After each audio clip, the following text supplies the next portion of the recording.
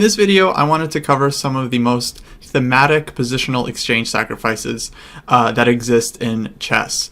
And most of these examples will come from mainline openings, which means that if you're playing one of these common openings like the Sicilian or French or King's Indian, you're definitely going to be seeing these themes and these kinds of ideas in many of your games. So that's why making sure you know what the positional and thematic ideas are in every middle game that you play is definitely an important part of becoming a strong player. So this first one here comes from the game between Grandmasters Eric Lobron and Grunfeld playing black. And here White unleashed the very thematic and by now well-known sacrifice Rook takes f6.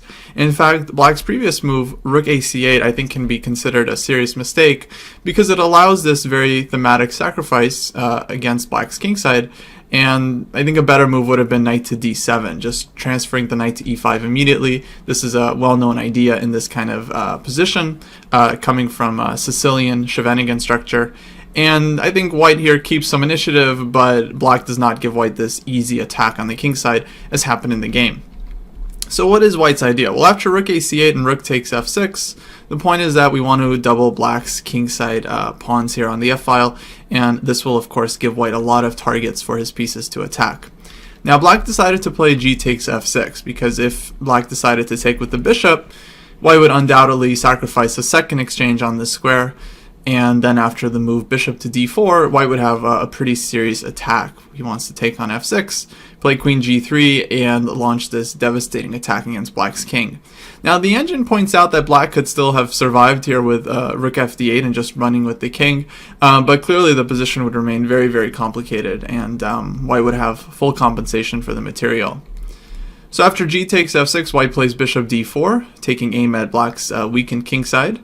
Black played queen to d8, and now knight to d5, and this is a really strong move. The point is that we're just putting this huge pressure on these squares, and after the forced capture bishop takes d5, e takes d5, we've now opened up this diagonal for actually our bishop, because White now wants to play queen h3, bishop d3, and Black is going to have a very hard time defending h7.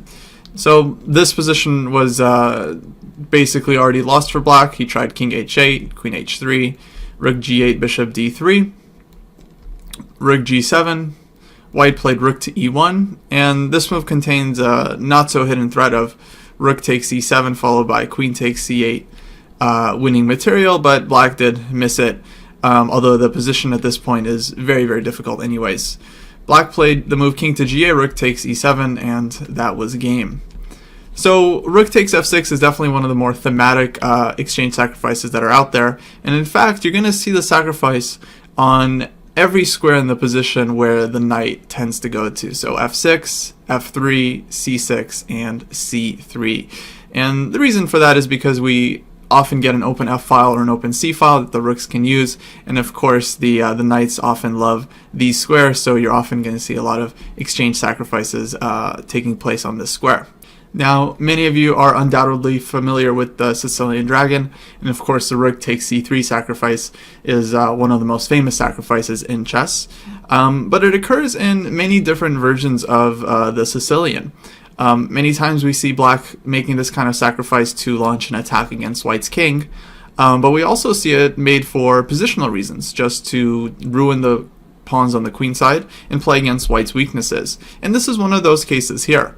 In this position, Black played rook takes c3, White played queen takes, trying to go into the endgame, and Black had no problem going for this endgame where he knows that the power of the minor pieces has now been increased, and White's rooks are not going to be able to do much against the dragon structure, given that White's queen side is also just full of weaknesses. So this is a fully playable way for Black to try and maneuver in the Sicilian middle game, and it's considered quite useful for today's players.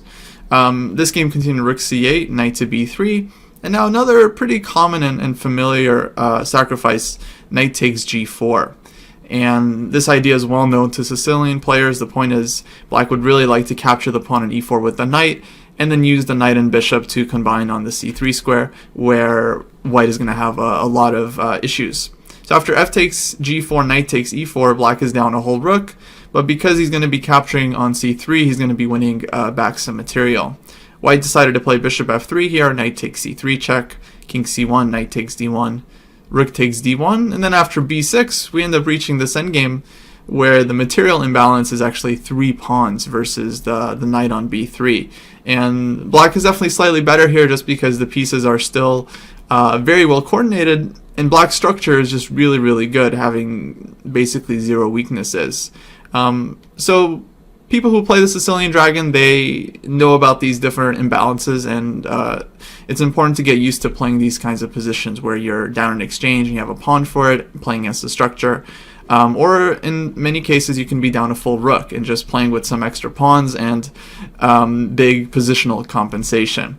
But of course all of these things are very thematic and well known to many Sicilian players. I also wanted to show an example of this in a different structure. Here we have kind of a Najdorf-Scheveningen structure. And this game is pretty well known. It's one of the most famous rook takes c3 sacrifices. This was played by Garry Kasparov against Grandmaster Sergei Movsesian. I think the main reason this game is famous is because there was some off-the-board controversy, but if you guys are curious, you can Google that yourselves and read all about it. In any case, the idea here was, again, to kind of just play against the structure. Kasparov simply grabs on c3, then plays queen c7 in this position, and proceeds as if nothing spectacular has really happened. White plays knight e2 to defend the c3 pawn, bishop e7, white advances g5, and castles. And I think this really highlights the point that black basically wanted to make this exchange on c3, give up the rook for the knight, but also, of course, weaken white structure in return, and then just play the position based on the belief that black has enough compensation for the sacrifice material. And indeed he does. He has easy play on the c-file, and his knights can come to e5 and c4 with great effect, and Kasparov was able to win this game quite cleanly and effectively. I would encourage you guys to check out the rest of the PGNs for all these games, because I think the examples are really interesting and of course instructive to play through exactly how the players were able to capitalize on their initiative in the game. Our next example here comes from the French defense, and this is another very familiar positional sacrifice. And here Mikhail Tal was playing black, and he played the move knight to g4, already with the intention of playing rook takes f3, and again going for this very thematic sacrifice. So it's a little bit different in the French defense compared to other openings, because the French is not really known to be such a aggressive opening with black, but it does contain some pretty interesting ideas like this one. After black does sacrifice the rook on f3, he can also pick up the d4 pawn, and I would say in general, if you are sacrificing the exchange and you can get a center pawn along with it, in more cases than not, you're going to have enough compensation for the sacrifice material. So white played h3 here, black played rook takes f3, g takes f3, and knight h2 was the move. Kind of a funny move. The knight is defended by the bishop on d6, and black's main idea is to just immediately target this pawn on f3. The follow-up was rook f8, and even at some point black looked to maybe even transfer the bishop to e8 h5, and again just playing against that weakened kingside structure. So the game wasn't exactly perfect. You guys can check out the analysis in the variations in the PGN, but I think the idea was, of course, very instructive and useful for many players. And finally, just to finish things off, I did want to include one example of the final thematic sacrifice here, rook takes c6. And we typically get this one in the English opening because white is able to play c4 early and open the c-file. But if we just take a look at the position, I mean, it's essentially a mirror image of the Sicilian Dragon. White has this very powerful bishop on g2, the open c-file, and this is essentially a rook takes c3 sacrifice. And indeed, in this case, this was very effective for white here after the move knight to e5. I don't think I have to convince anyone anymore that white has tremendous compensation here. The knight and bishop, again, coordinate very perfectly to reach the c6 square, and after white plays knight takes c6, this knight is well known as an octopus, as it can control 8 very important squares in the position and really just dominate the entire queenside and center of the game. So black tried rook a6 here, knight takes d6, queen d7, white plays queen c2, and the idea is to just maintain this knight on c6. White can continue with rook to c1, bishop a3, and slowly just kind of advancing, maybe trying to pick up a pawn or two at some point, and eventually just squeezing and pushing black until white is able to win the game. So another very common way to sacrifice, of course, is rook takes c6. And again, we're just looking for the same types of compensation there, the play against the weakened structure, control over key squares and outposts, and so on. Another sacrifice that takes place on the c6 square is often found in the King's Indian defense. And this structure is pretty well known, where the closed center gives both sides kind of a free attack on different sides of the board. White is, of course, playing on the queen side, and black is often trying to break through on the king side. And here in this position, this was played by Levon Aronian against Hikaru Nakamura, who's, of course, a complete expert in the King's Indian. And Levon played rook to c6 here, which is another very, very thematic sacrifice. Now, I often refer to this as kind of like a hook sacrifice or an outpost sacrifice, because the main idea is pretty clear. If black takes the rook on c6, white is able to play d takes c6, not only getting a super strong passed pawn on c6, but also opening up the d5 square and even this diagonal so that the rest of white's pieces can use these advantages. So if black had accepted the rook here, then white would play d takes c6, and the follow-up here is just very easy for white. Queen b3, knight c3 comes to d5, the bishop can come to c4, eventually white can push b5 to really secure this pawn on c6. And unfortunately for black, he had to give up the light squared bishop in order to take the rook, which means that suddenly black's counterplay with g4 has been severely dampered, and now black has basically zero counterplay in the position. So Hikaru did not accept the sacrifice. He played the move b5 instead. White played a takes b5, a takes b5, rook to a6. And now we can see white using some of the advantages of getting his rook to c6 is that the queen side has completely opened up. And after rook to b7, Levon plants that second rook on c6. And now black is really in serious trouble because white is putting huge pressure on the d6 pawn, and white is also ready to play knight to c3 and simply collect this pawn on b5. So Hikaru finally did capture the rook, and then after d takes c6, Levon was able to make the most out of this position and come away with a really, really nice win. I want to show you guys one or two more examples here. This next sacrifice is really, really well known in terms of the Soviet chess school and the classic culture. Objectively, it is not entirely sound, but I did want to include it because I think it's a really unique idea and definitely deserves mention.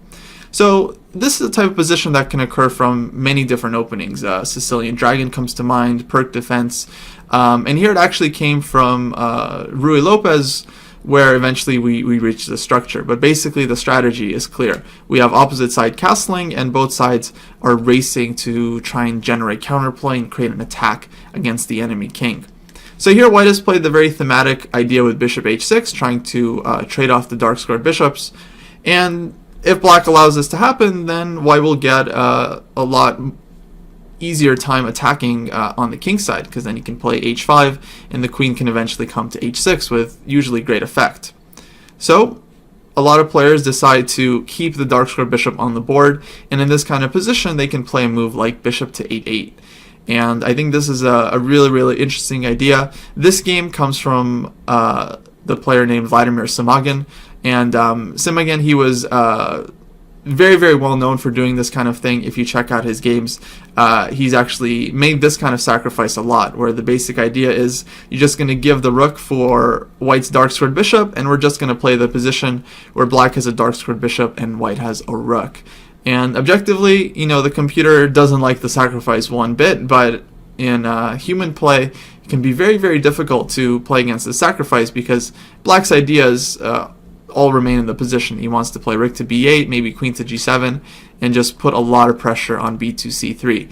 Whereas from white's point of view, it's become a lot harder to attack without that dark square bishop, and black has kept his piece, so he has a very, very easy time defending on the dark squares. So it's definitely a very practical sacrifice. It's definitely a big risk for black to take, but I think it's a very, very interesting idea and definitely has use in modern chess strategy.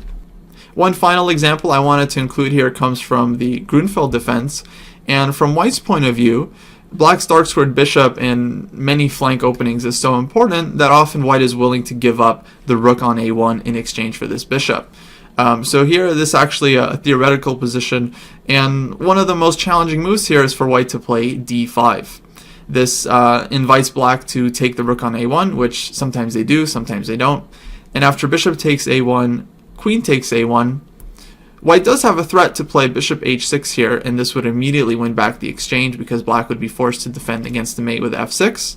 But black here has kind of a nice trick. He can play f6 right away, ignoring the attack to the bishop because the bishop on d3 is hanging. But white's idea was not to win back the exchange immediately anyway. Instead, white is just playing for compensation here based on the fact that his dark square bishop can be really, really effective in his attack here.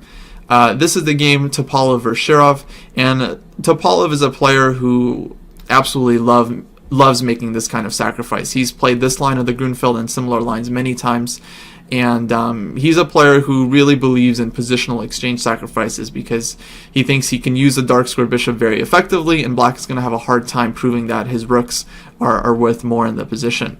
So I'd encourage you guys to play through the rest of this game as I've included the PGN, and I'm also going to be providing many other games that are very, very similar in terms of the idea, just to give you guys a nice variety of different positions where these ideas came up. So I definitely encourage you guys to play through the additional examples. I think they'll be very, very instructive. Here in the video, I just wanted to cover the most absolutely essential positions, the most essential ideas, and of course offer some bonus examples in the course as well. So I'd encourage you guys to check those out, especially how Topalov ends up winning this game, and I'll see you in the next video. Take care.